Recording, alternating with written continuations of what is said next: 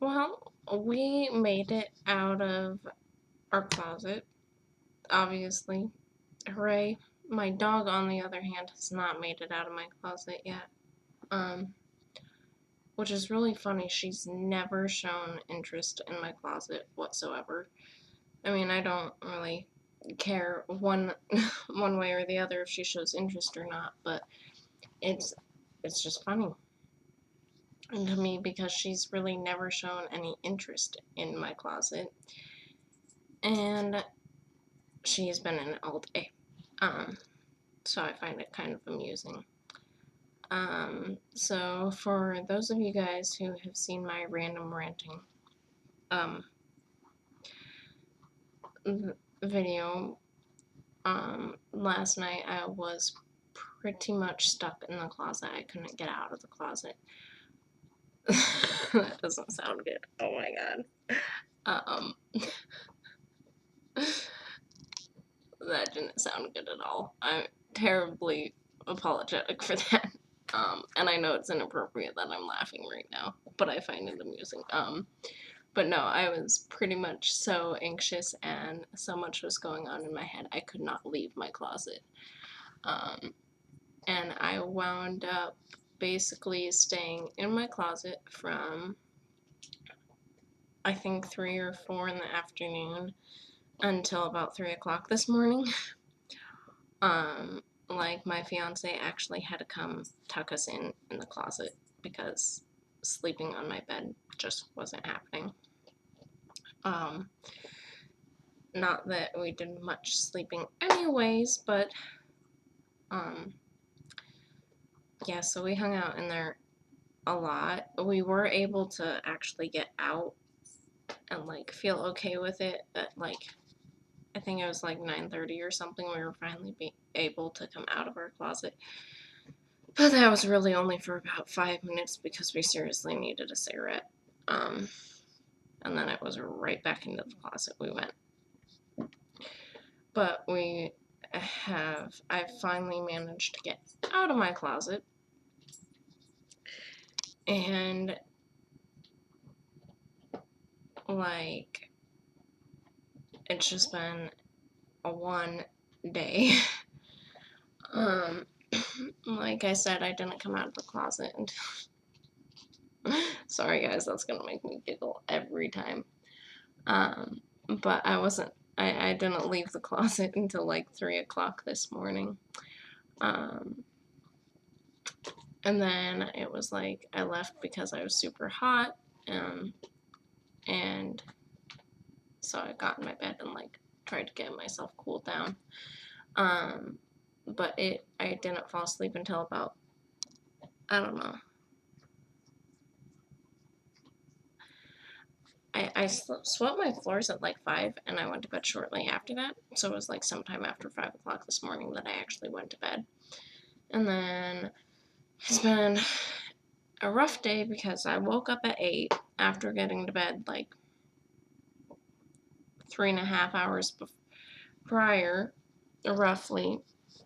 I woke up, and for those of you that don't know, my fiance and I have been looking at getting a car.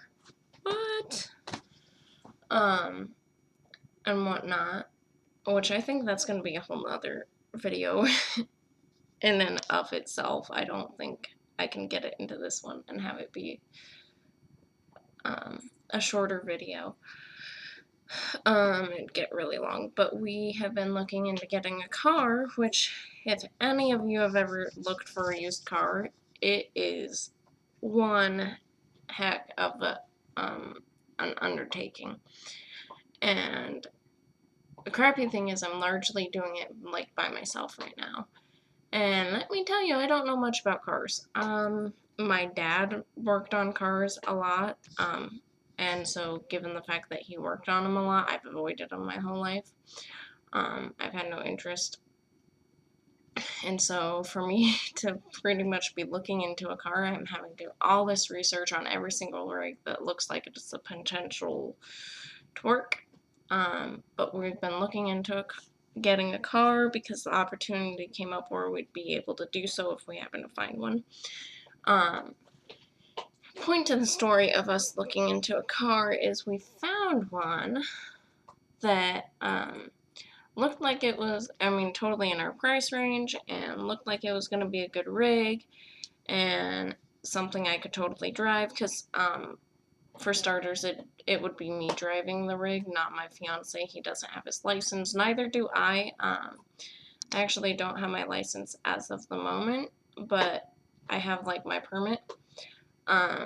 So it would be me getting, but anyways, later on down the line, it would be me driving the rig, so it looked like something I could drive. It was just looked like a good car, so my mother-in-law, my fiance's mom, had agreed to, like, if we found a rig, she was gonna, like, take us to go look at it. Well, so we were like, okay, Sunday, which is today, we were gonna go look at this car. And from what my fiance told me was, like, I had the guy that was selling the car on one hand saying, come anytime to check it out, just give me an hour's notice. And I had my mother-in-law saying, I'm coming, I'll be there in like 2 hours. And then that got miscommunicated into, well, no, I'm ready in 2 hours and now I need a time. And I was like, well, this guy's not giving me a time. And so it turned into this, we were supposed to go look at this rig. We were going to go get the money from the bank because obviously I can't give him my credit card. So we were going to go pull the money out of the bank in case we, like, decided to get it today and all this stuff. And wound up having to wait because my mother-in-law wanted a specific time that this guy was going to be home. And that this guy who's selling this car wanted us to be there. Well, I found the car on an app called OfferUp, which I love it. It's a great app, but I could not get a hold of him or contact him at all today.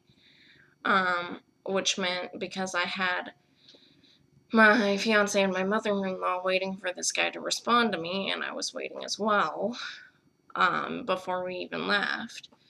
We did not go look at the car, but that was a whole big emotional, like, felt like I messed up somewhere, and all this pressure was on me to figure this out and do this by myself.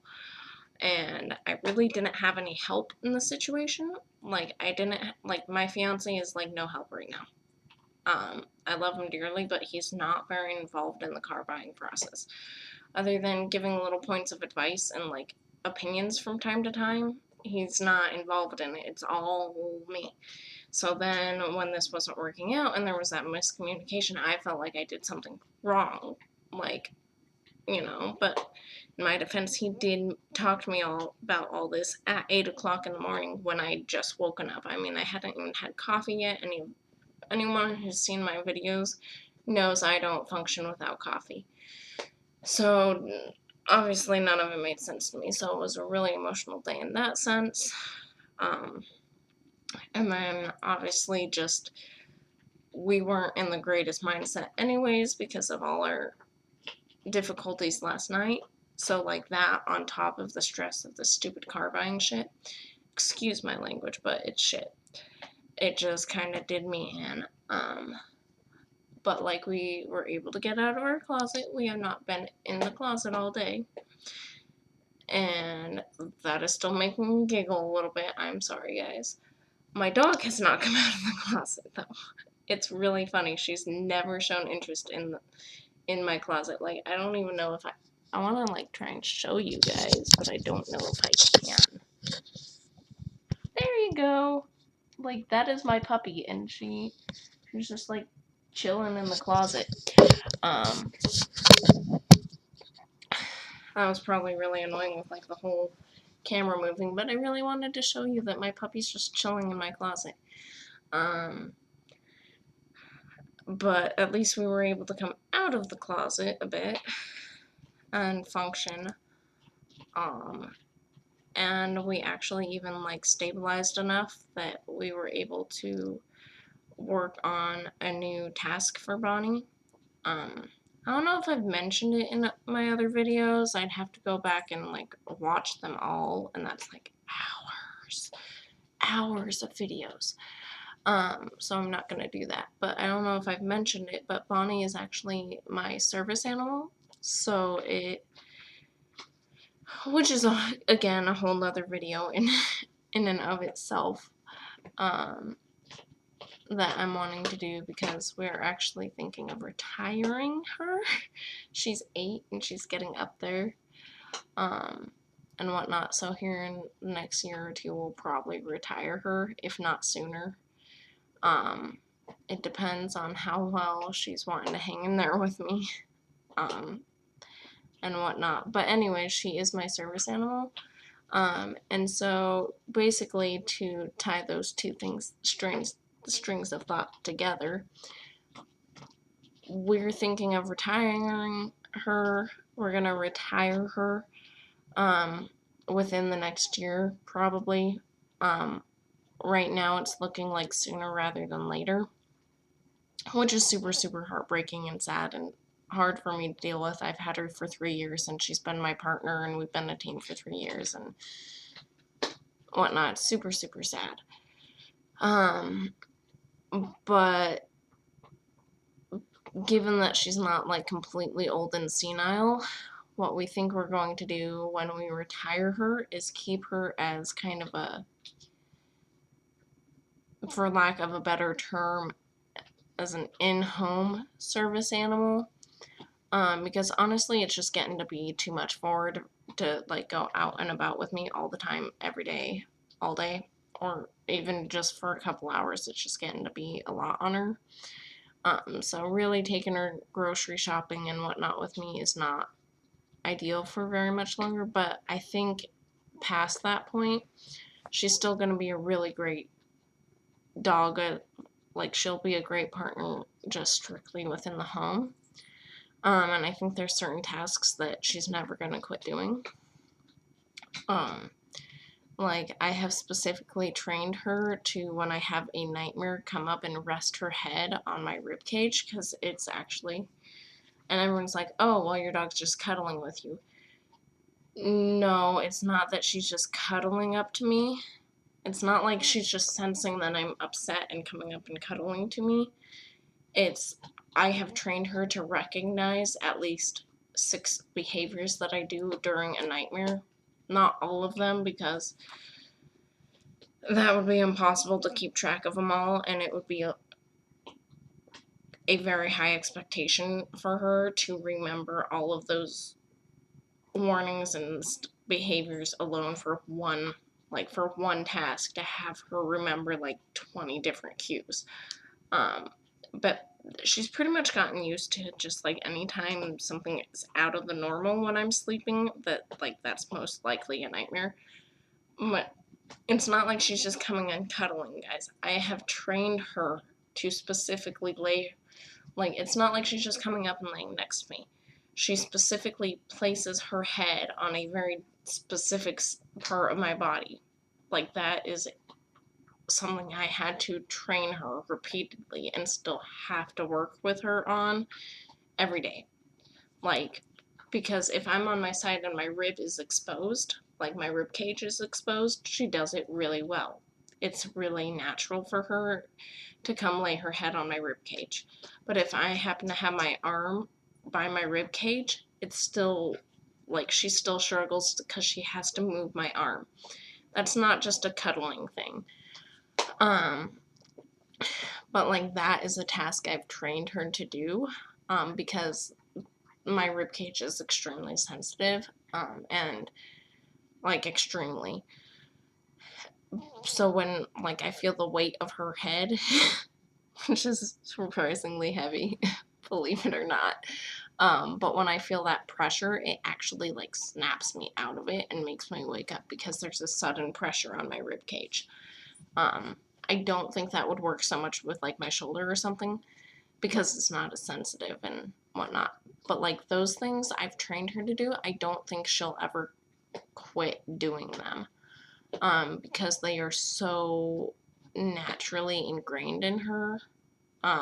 So I don't think she'll ever quit doing that.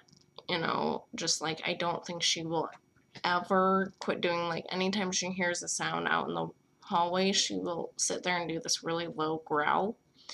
It's not even like a full growl. It's like almost inaudible, but it's enough to let me know, like, hey, there's an odd sound and whatnot. That's not a typical sound for our apartment, so it kind of alerts me. I don't think she'll ever quit doing those things. So, based on those things, we think, I mean, obviously it'll depend on her as she gets older than she already is. But like, we think she would still be a really good candidate for an in-home service animal. So what I'm working on right now is training her to more in-home specific tasks. Because, like, not even gonna lie, most of her tasks that she's trained to are either things that simply help me,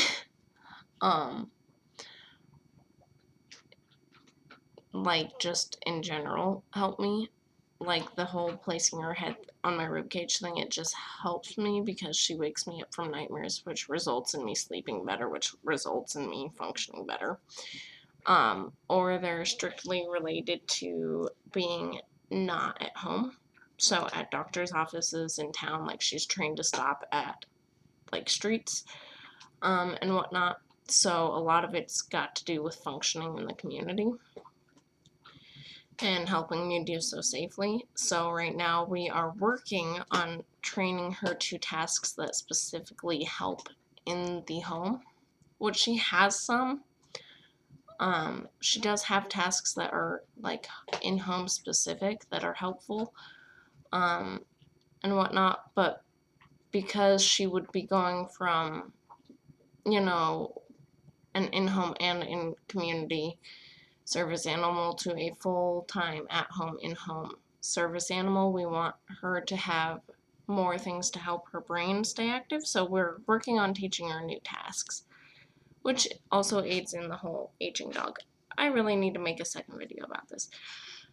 But anyways, long story short, we actually managed to do well enough that I was able to have her come over and work on a new task with me, which we're training her. I don't know why I'm saying we're. My fiance's not helping with that. That's my job. Bonnie, quit scrounging. Thank you. And whatnot, but I'm training her to turn on and off my lights, which seems kind of pointless, but actually there's sometimes, like last night, I wanted my light on because I'd been in my closet from the time it was daylight out to the time it was dark out, and I really wanted some light in my room, and I couldn't come out of the closet to turn on my lights. So in that situation, that would be helpful. Oh my gosh, you guys, she's being so cute. Oh, you can't see her. Oh no. You must see my cute puppy. There she is. Oh my gosh. Cuteness. Cuteness. Okay. I'm sorry, you guys. I'm like all over the place tonight. Messing with the camera. This video will probably make you guys dizzy. But anyways, so that's what we have been working on. Just kind of a post-craziness update. But I'm gonna cut this short right here and, like, quit rambling so much.